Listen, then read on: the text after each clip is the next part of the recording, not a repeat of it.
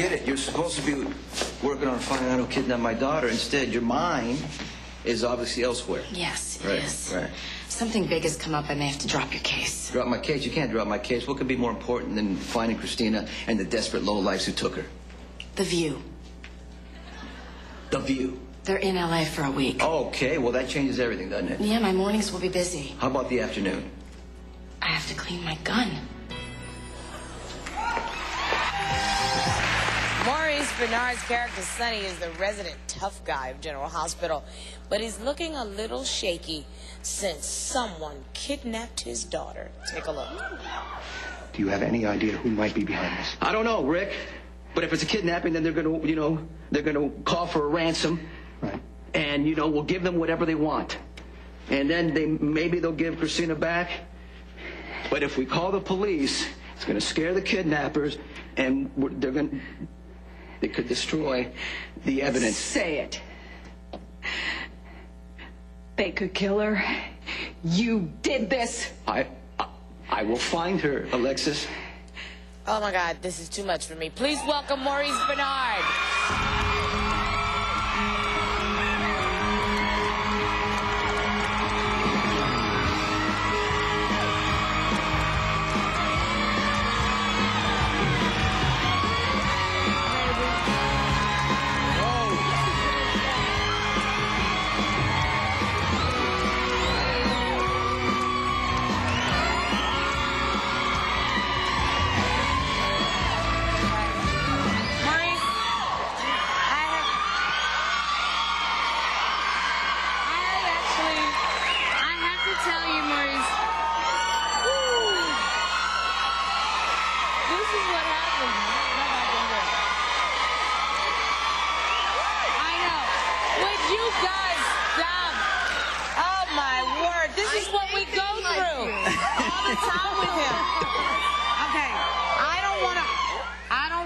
Waste the time on y'all screaming. Let's talk about the clip that we just saw. Your character is my boss, Sonny Corinthos. My God. He's just found out that his daughter's been kidnapped, and I heard it was your idea for this storyline. Yeah, I saw a clip of Ransom on TV, and I said to my wife, Sonny's never been through that. So I went to the producer. She loved it. Then she went to the, we call them the boys, the head writers. And they ran with it, and... You said you'd wipe them out if they didn't run the story. No.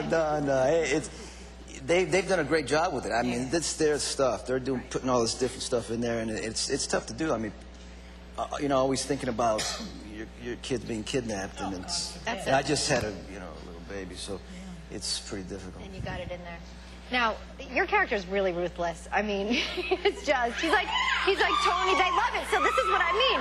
It's like Tony Soprano. I mean, he kills people day in and day out, but women still find him incredibly attractive. Why is that? What is the deal? See what I mean? Well, I think what some women they like men that are intense and macho on the outside, but on the inside there's a little boy wanting to get out. Pussycat. You know what I mean? And they want to take care of that little boy. No, Maurice, they want to take your clothes off. Okay? That's what it is.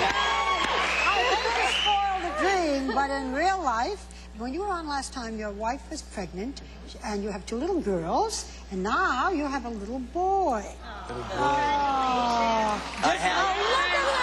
I happen to have my own picture of him, and there he is right there. Oh, Maurice, he's gorgeous. Different having a son from girls? Well, the difference is you get to it's a little boy, so you get to say, hey, what's up, Mr. Man?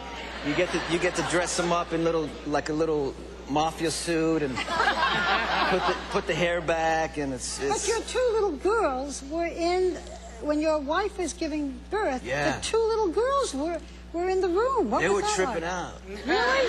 Watching the birth of their little brother? Yeah, they had blankets over their faces, and they didn't want to hear anything, so they just they were like this. No. But it was great. It was have great. they accepted him? Is there any sibling rivalry, or? Yeah, well, do they feel like he's there, baby? No, in the beginning we thought there was going to be jealousy. Yeah. But they're kissing his head like 20 times, like. Yeah. And What's his name? Joshua James. So sweet. So sweet. I would have called him Sonny. And am I right? At 2 months old, he weighs 14 pounds. 14. All he does is eat. Healthy. I mean, I would too, you know, but